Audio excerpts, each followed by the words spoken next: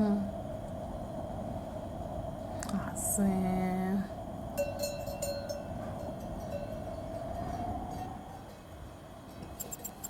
Yeah. Let's go. In 1881, the mummified bodies of about 50 rulers and elders of ancient Egypt were discovered in an area called Deir al-Bahri. Among them, there was the body of the most notorious tyrant ruler of the ancient Egypt, the Pharaoh in the time of Musa alayhi salam, Ramses II. After almost 1 century, when French socialist president François Mitterrand assumed power in 1981, France asked Egypt late in the 80s for the mummy of the Egypt's pharaoh so that it would conduct a string of monumental processing experiments. So the body of Egypt's most notorious tyrant was issued a passport and transferred to France. And strangely, the French president and his ministers, as well as senior officials in the country, lined up near the plane carrying the pharaoh's body and bowed down to him as if he was still alive. After the ceremony of the royal-like reception to Egypt's pharaoh were over, the pharaoh's mummy was carried nearly in the same red carpet reception way he received. Then the mummy was transferred to a special wing at the French Monument Center, and renowned archaeologists, surgeons, and anatomists started to conduct a study on this mummy in an attempt to delve into its mysteries. The senior surgeon and the scientist in charge of the study of this mummy was Professor Maurice Bucaille. Maurice Bucaille was born to a French parent, and like his family, he grew up as a Christian. After his secondary education, he joined the Faculty of Medicine in Paris.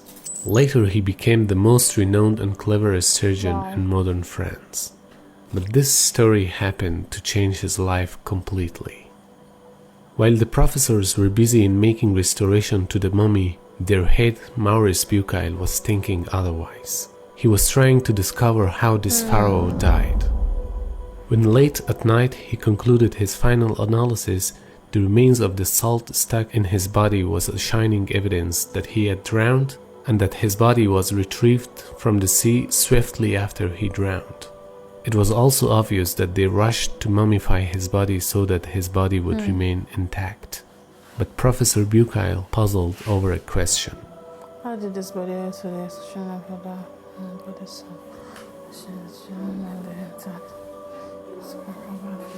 Oh wow, recovered from the sea? Maurice was busy conducting a final report while thinking as to whether the pharaoh's body was recovered from the sea and mummified immediately after he drowned. But one of his company whispered in his ear saying, "There's no need to rush about this issue since the Muslims say that this pharaoh did drown." At first, he vehemently rejected this and did not believe it, citing that such a discovery would be reached only through sophisticated, modern, and accurate computers. Another one accompanying him surprised him even more when he told him that the Muslims' Quran, in which they believe, narrates the story that says he drowned and his body remained intact even after he drowned. He got more surprised and kept on asking, where did the Muslims' Quran quote these data from, while the mummy was not discovered until 1881, and considering the fact that the Quran has been recited by Muslims for over 14 centuries, and that until a few decades ago, the entire mankind, including Muslims, did not know that the ancient Egyptians had mummified their pharaohs. Maurice Bucaille stayed up all that night, gazing at Pharaoh's body, thinking deeply of what his fellow researchers told him about the Muslims' Quran, explicitly establishing that this body was recovered after drowning, while the Christians' Gospel narrated only the story of Pharaoh when he was chasing Prophet Musa alayhi salam without mentioning the fate of his body at all.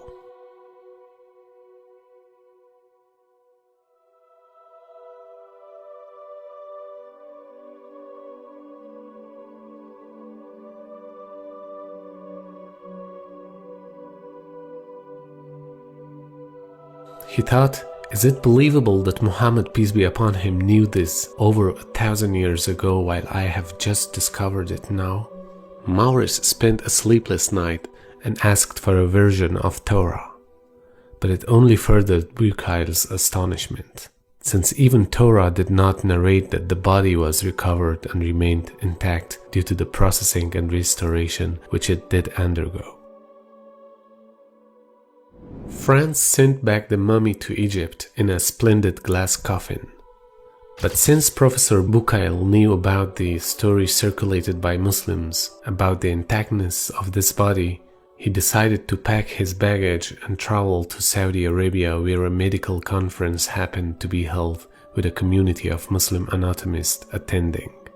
There he told them about his discovery, that Pharaoh's body was kept intact even after he drowned.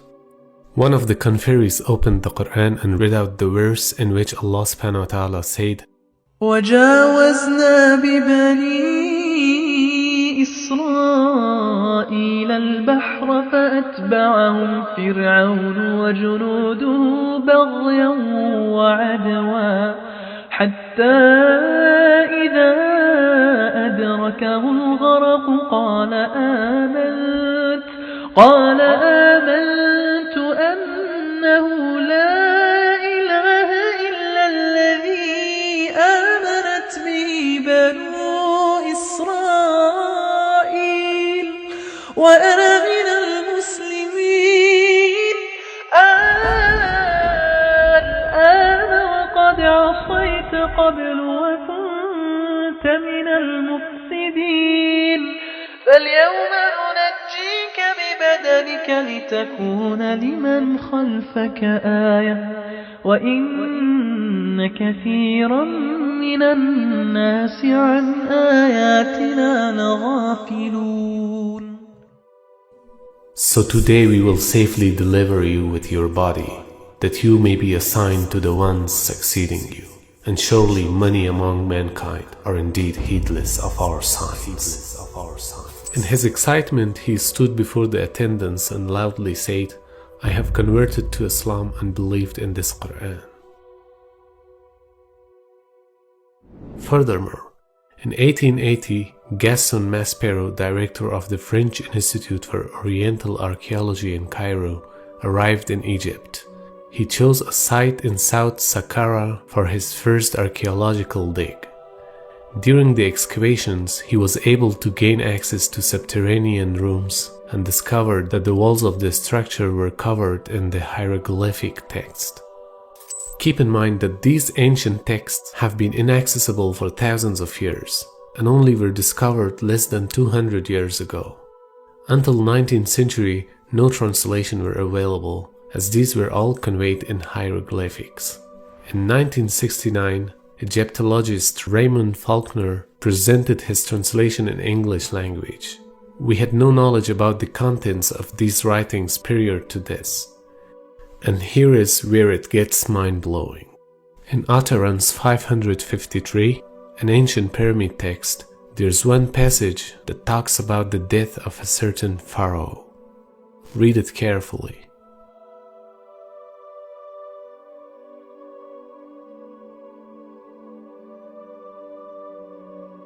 And look how the Quran directly responds to this when discussing Pharaoh in Surah Al-Dukhan.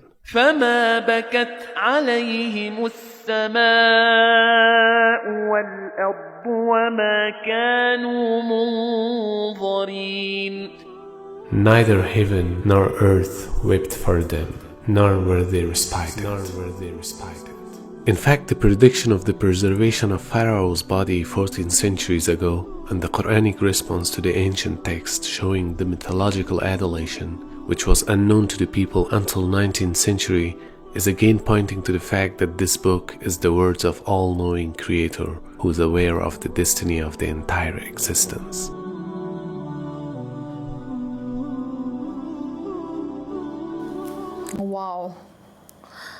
Wow, I'm so surprised that they actually, preserved it well.